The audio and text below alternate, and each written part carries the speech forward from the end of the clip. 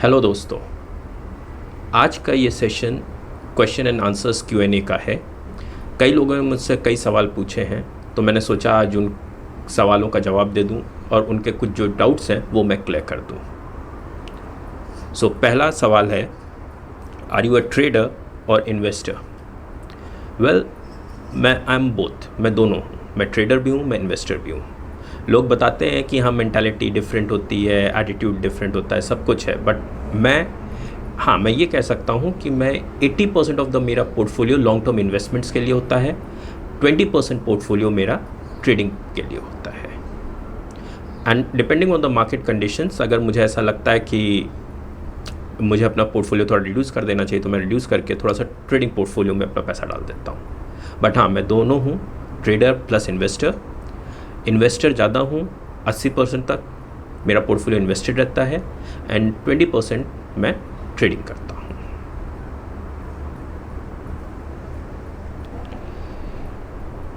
Okay, now to the next question. What kind of trader are you? Well, I am a positional kind of a trader हूँ। मैं intraday बहुत ही कम करता हूँ, until unless I get the targets on the very same day, तो मैं intraday कर देता हूँ। नहीं तो मैं पोजिशनल या कहती हूँ स्विंग ट्रेडर ज़्यादा हूँ। एंड मेरा ट्रेडिंग का कॉन्सेप्ट है ऑप्शनल ट्रेडिंग। ऑप्शन ट्रेडिंग मैं बहुत करता हूँ। I am not into very much into futures, but हाँ, स्ट्रैटेजीज फॉर्म करने के लिए मैं फ्यूचर्स भी यूज़ करता हूँ, बट ऑप्शन स्ट्रैटेजीज मैं ज़्यादा अप्लाई करता हूँ। I am an option trader more. Okay, third question. Most important thing to be a trader. Most important thing to be a trader. You have to have an attitude, psychology, risk appetite, risk attitude आपका कितना है, and personality to handle the risk. That is important. Basically what I have seen, maybe your analysis are good, but if you don't have the attitude to hold on your profits, to cut your losses, आपने जल्दी काट दिया तो आपको उतना profit नहीं मिला, आप लॉसेस को बहुत देर तक देखते रहे, तो मे बी आपके ट्रेड्स बहुत अच्छे हों। मैंने ऐसा देखा है कि कई ट्रेडर्स के ट्रेड्स बहुत अच्छे होते हैं, बट उनके अंदर वो एटीट्यूड नहीं होता है to hold on what they have decided. Game plan वो अपना चेंज करते रहते हैं ड्यूरिंग द मार्केट्स। करना चाहिए, मैं ऐसा नहीं कह रहा हूँ कि गेम प्लान आप चेंज नहीं कर सकते हैं, बट जो रूल्स सेटअप कर रहे हैं एटलीस्ट उनको थोड़ा तो फॉलो करो। They take the positions, they think for कि ओके मैं इसमें 10%, 5%, 3% के लिए जाऊँगा, और 1%, 1.5% आता काट देते हैं। उनके अंदर फियर आ जाता है, ये करते हैं। तो एटीट्यूड बहुत इंपॉर्टेंट होता है when you are into trading, कि आप रिस्क कैसे देख रहे हैं, आप प्रॉफिट को कैसे देख रहे हैं, आप अपने इमोशंस को कैसे कंट्रोल कर रहे हैं, एंड एक्साइटेड बहुत ज़्यादा नहीं हो रहे हैं, डिप्रेस बहुत ज़्यादा नहीं हो रहे हैं। ये सब बहुत इंपॉर्टेंट होता है as a trader. Okay, now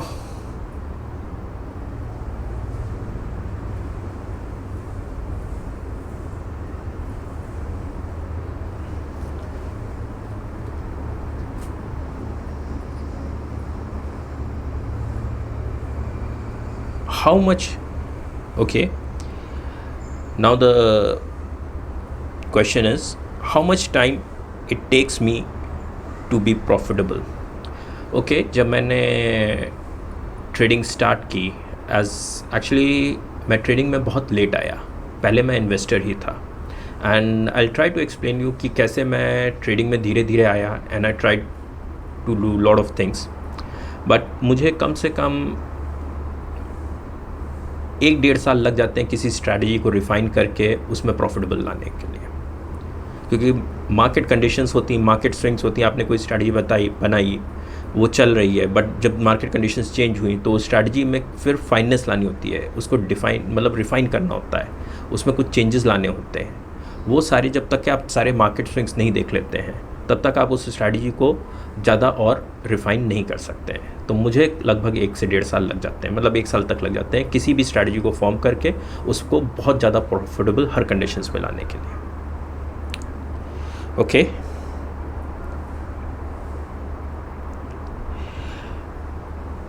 minimum amount for trading or investments. Minimum amount for trading and investments,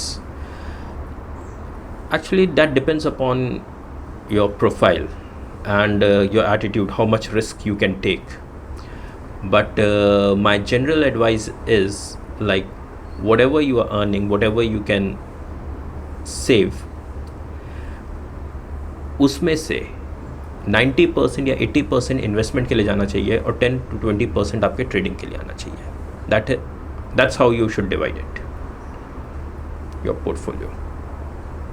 and हाँ, मिनिमम अमाउंट, मेरा मानना है whatever your amounts are, start investing as a SIP in the market in particular good blue chip stocks. जब आपके पास उसकी quantity ज़्यादा हो जाए, 6 महीने बाद, 1 साल बाद, जब अच्छी खासी क्वांटिटी हो जाए, तब आप उसी क्वांटिटी को लेके ट्रेडिंग करें। I will explain you one of my videos कि मैंने कैसे ट्रेडिंग स्टार्ट की थी। मैं इन्वेस्टर था, फिर मैं कैसे ट्रेडर बना एंड कैसे फिर मैंने प्रॉफिट निकालना। मोस्ट ऑफ द टाइम मैंने अपने करियर में लोगों को देखा है कि वो एज अ ट्रेडर आते हैं और इन्वेस्टर बन जाते हैं, बट मैंने रिवर्स, मेरे साथ था, मेरी किस्मत अच्छी थी या जो भी कह लीजिए, मेरा रिवर्स था। और वो मुझे लगता है कि बहुत अच्छा तरीका है कि आप पहले एज अ इन्वेस्टर आएँ और धीरे धीरे आप ट्रेडिंग की तरफ अपना मोटिव और अपना करियर ले जाएं। Okay,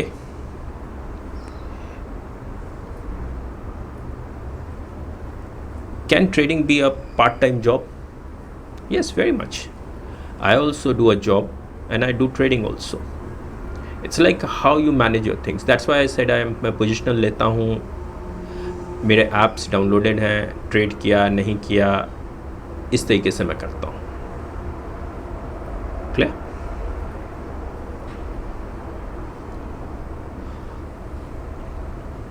What to control as a trader? What to control as a trader? Greed, over trading, fear, emotions, and क्या करा जा सकता है, कॉन्फिडेंस। ये सब चीज़ें कंट्रोल करनी होती हैं। आपको ग्रीड कंट्रोल करना होता है, आपको कॉन्फिडेंस कंट्रोल करना होता है, आपको फियर कंट्रोल करना होता है, आपको इमोशंस कंट्रोल करने होते हैं। बहुत ज़्यादा लॉस हो रहा है तब भी वो नहीं करना है। एंड हाँ, बहुत ज़्यादा लॉस तभी होगा जब आपने कोई स्ट्रैटेजी बना रखी है, कोई प्लान बना रखा है और आप उस पर स्टिक नहीं कर रहे हैं, आप वेट कर रहे हैं, चलो अच्छा देख लेते हैं, चलो थोड़ा और देख लेते हैं। अगर आप ये करेंगे तो फिर आप अपने प्लान से, जो भी आपने डिसाइड कर रखा, मैं इतना लॉस लूँगा या इतना प्रॉफिट लूँगा, आप उससे डिविएट कर रहे हैं and that will give you huge losses. That is not the right way to trade. Okay,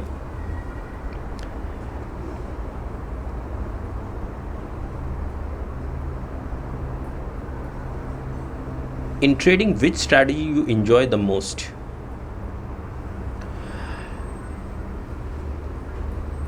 Well, most of my trading strategies are like monthly income type, that generates a monthly income for me.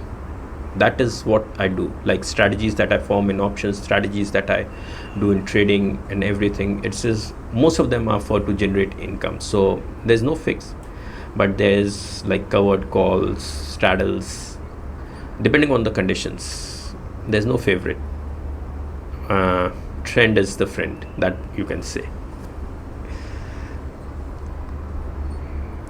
How do I analyze a sector or stock for investment or trading? Well, I just read. I read and read. When you start reading, then you start getting somewhat at the back of your mind, of your head, like okay, धीरे धीरे एक कहानी बनने लग जाती है कि हाँ ये चीज़ अच्छी लग रही, शायद ये हो रहा है, शायद ये होगा। जब वो कहानी बनने लग जाती है, उसी को बहुत प्रैक्टिकली आपको फिर स्टॉक्स ढूंढने होते हैं। This is how I trade, like I just read, like मैंने देखा इधर कंस्ट्रक्शन चल रहा है, ये चल रहा है, वो चल रहा है, फिर किसके एड्स आने लग गए, तब मुझे लगता है कि ओके ये सेक्टर बूम ले सकता है। गवर्नमेंट पॉलिसीज़ पढ़ता रहता हूँ।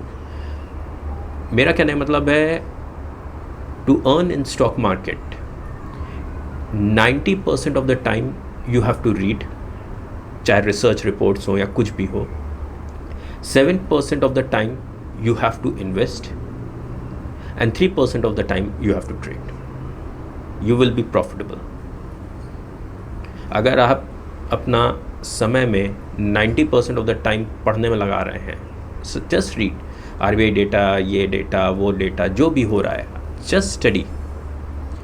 रिसर्च रिपोर्ट पढ़िए, अलग अलग न्यूज़ पढ़िए, तो आपके खुद पढ़ते पढ़ते एक हल्का सा आइडिया लग जाता है कि okay this sector might form, लोग इधर की बात कर रहे हैं या इन्वेस्टमेंट इधर जा रहा है. वो you will get to know, मतलब उसमें बताने की ज़रूरत नहीं. You will start getting the idea कि शायद ये हो सकता है. फिर आप उस सेक्टर के बेस्ट, फर्स्ट या सेकंड बेस्ट को आप चूज़ कर लीजिए. मैं हमेशा सेकंड बेस्ट को चूज़ करता हूँ. फॉर एग्जांपल बैंकिंग में एक एग्जांपल ले रहा हूँ मैं, कि जैसे बैंकिंग में मुझे लगता है HDFC is the best and ICICI is the second best, तो मैं सेकंड बेस्ट पे हमेशा बेट करता हूँ, क्योंकि वहाँ चांसेस है इम्प्रूव करने के भी और क्वालिटी भी अच्छी है.